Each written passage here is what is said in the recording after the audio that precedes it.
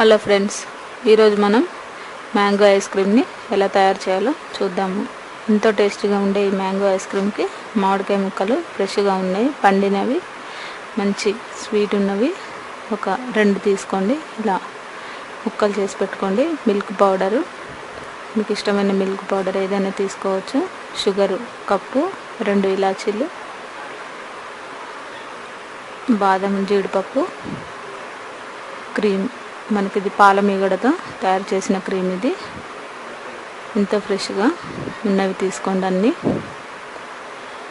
ఇలా మామిడికాయ ముక్కల్ని ముందుగా మిక్సీ జార్లో వేసి మీరు మెత్తగా గ్రైండ్ చేసుకోండి ముందుగా. నెక్స్ట్ దాంట్లోకి కప్పు పాలు కూడా కావాలి. ముందుగా కప్పు పాలు పోయండి.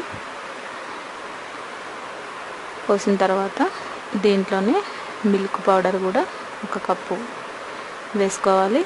అమూల్ మిల్క్ పౌడర్ అయినా వేసుకుంటే చాలా బాగుంటుంది.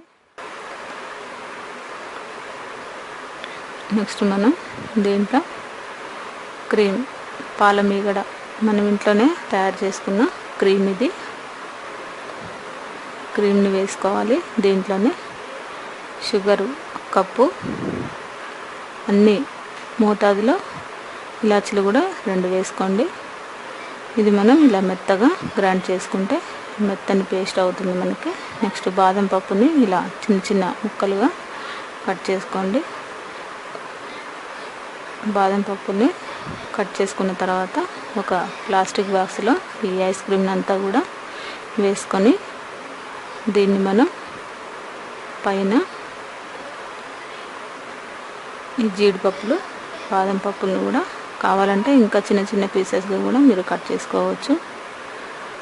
దీన్ని మనం మూత పెట్టేసి డీప్ ఫ్రిడ్జ్లో మనం కనీసం ఈ ఐస్ క్రీమ్ గట్టి పడేంత వరకు డీప్ ఫ్రిడ్జ్లో పెట్టి ఉంచాలి. ఈవినింగ్ వరకు, మార్నింగ్ మనం ఐస్ క్రీమ్ చేసుకుంటే ఈవినింగ్ వరకు గట్టి పడుతుంది. ఇలా మనకి దగ్గరైన ఐస్ క్రీమ్ని 1 గంటతోని తీసుకొని, చూసారు కదా, ఇలా మనకి గట్టి పడుతుంది. ఈ ఐస్ క్రీమ్ని మీరు కూడా ట్రై చేయండి. ఎంతో టేస్టీగా ఉంటుంది, పిల్లలకు కూడా బాగా నచ్చుతుంది.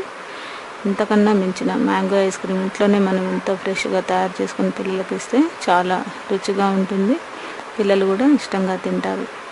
ఈ రెసిపీని మీరు కూడా ట్రై చేసి చూడగలరని ఆశిస్తాను.